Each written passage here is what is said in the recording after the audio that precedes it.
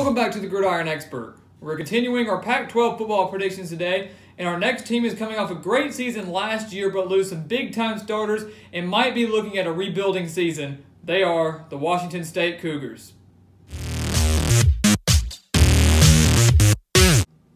Washington State had a great year last year, going 9-3, seeing them rise as high as number 8 in the rankings and upsetting then number 5 USC in Pullman in what was a thrilling game, and a game that I actually called earlier when I did my predictions last summer. So all in all, it was a great year for the Cougars, but it ended in disappointment. They had a chance to advance to the Pac-12 championship game had they beaten Washington in the Apple Cup. They got destroyed by the Huskies, advanced to the Holiday Bowl for a good game against Michigan State, and then got annihilated by the Spartans. So they ended on a 2-game losing streak to close out the year, but still went 9-4 in 2017, a very solid year, and you have to give a lot of credit to what Mike Leach has done transforming this Washington State program. He's entering year 7 right now, and he is 38-38, so right at 500, and he's hoping to finish this year at least above 500 for his career at Washington State. And it's going to be a very tough road for the Cougars to even get back to a bowl game. I don't see them replicating that 9-win or 8-win success they've had these past couple of years under Leach. They only returned 4 starters on offense and only returned 6 starters on the defense. That's just 10 total.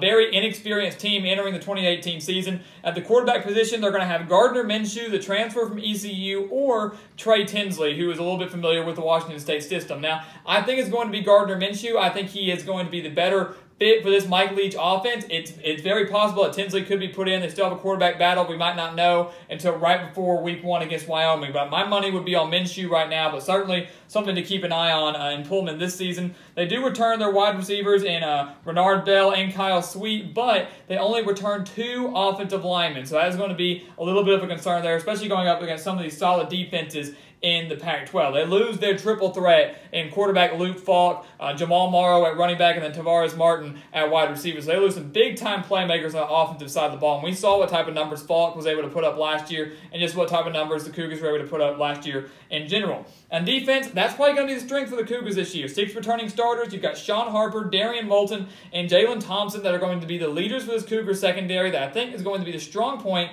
of this team. And that's half their returning starters right there in the secondary. And Jalen Thompson leading the team in tackles last year and also leading the team in interceptions with 4 interceptions. So certainly going to be the leader of the defense. They also have Jahad Woods that is going to lead this linebacking corps. So a very solid defense, I think, for the Cougars this year, and one that's really going to have to step up if they want to win some of the key games and close games and try to get back to a bowl game. So they open up the year against Wyoming. This is a very intriguing game.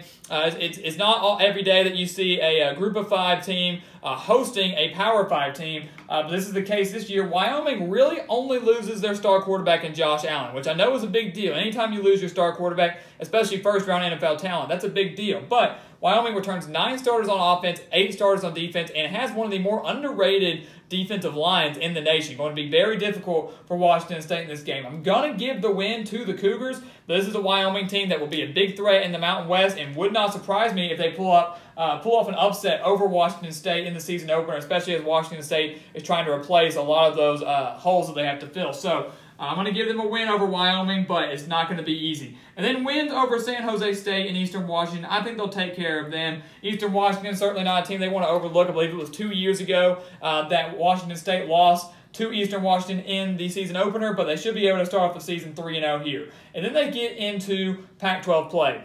This is where things are going to get really difficult for Mike Leach and the Cougars. Open up against USC in Pac-12 play. Like I said, last year, number 5 USC came to Pullman, and Washington State beat them 30. I believe it was 30-27. So a very thrilling game, and really a game that looked like Washington State could have been potential college football playoff contenders. Like I said, they were number 8 at one point before losing to California. This year at USC, yes, they lose Sam Darnold, but should have enough talent to come in there and replace them.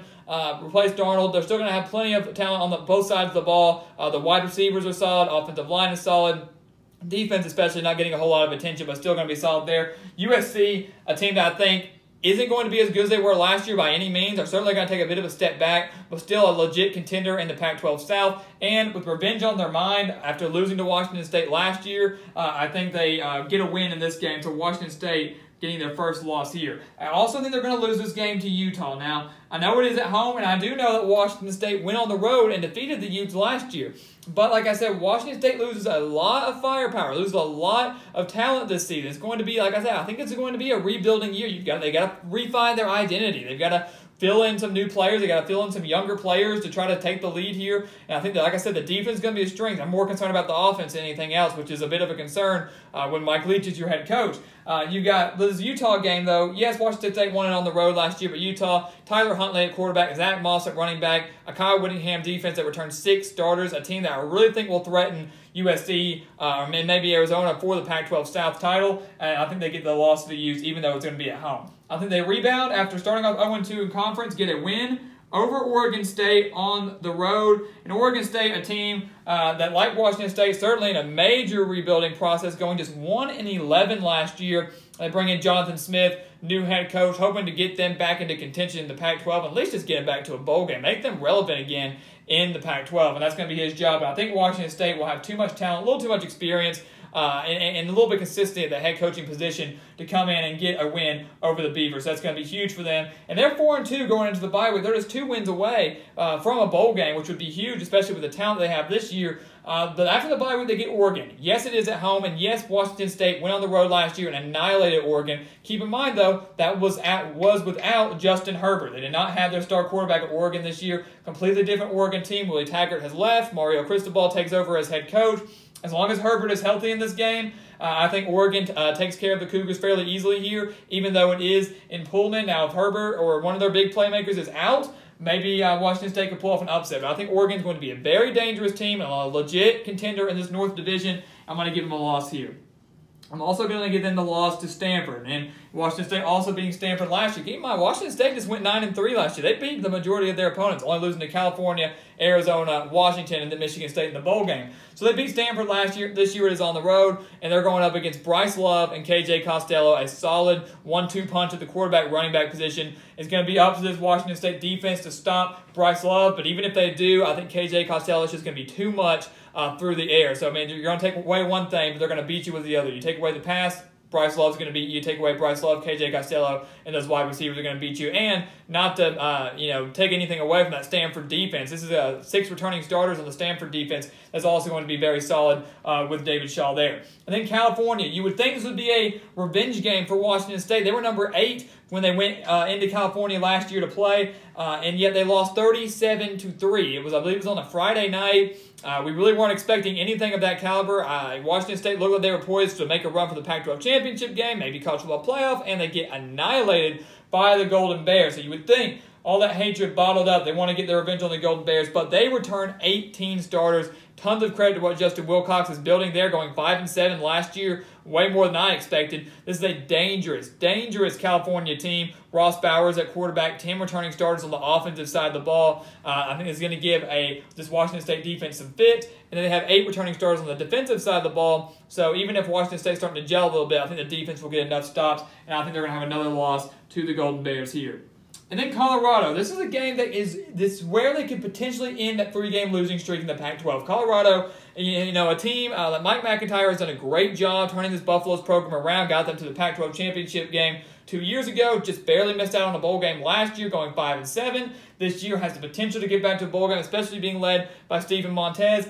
I just don't think Washington State is going to have enough to especially go on the road. This game was in Pullman. I would be leaning more towards the Cougars' way, but I think Colorado has enough talent this year, especially on the offensive side of the ball, to get back to a bowl game, and I'm going to give Washington State another loss here to the Buffaloes. So they have 2 games left against Arizona and Washington, luckily both at home to try to get to bowl eligibility, but Arizona, last year Washington State lost to the Wildcats 58-37. That game being played at Arizona, and that game still early on in the Khalil Tate era. Teams were still trying to figure out how to stop him. This year, I think Washington State will do a very good job of bottling him up with the run, but I think Khalil Tate will beat them with the passing game. One of the better players, I think, in the nation, and you have to keep in mind they have a Kevin Sumlin offense now. He's changing the scheme. He does very well with these dual-threat quarterbacks, and Arizona has 9 returning starters on the defensive side of the ball. The Wildcats are maybe my dark horse pick to win the Pac-12 South, and I think Washington State loses to the Wildcats here, and then loses to the Huskies as well, a team that you've already seen I have very high expectations for, going 11-1.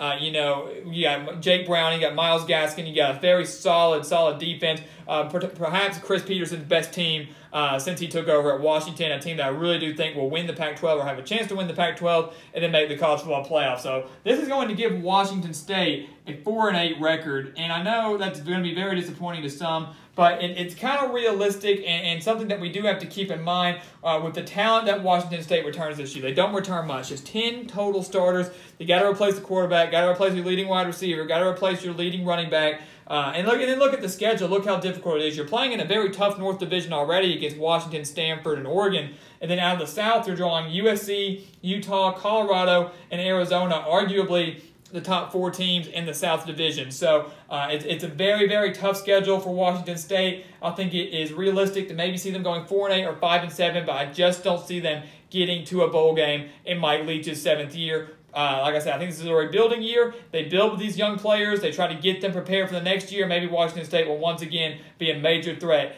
in the Pac-12 North. So as always, please continue to like, comment, and subscribe, and we will see you next time on The Gridiron Expert.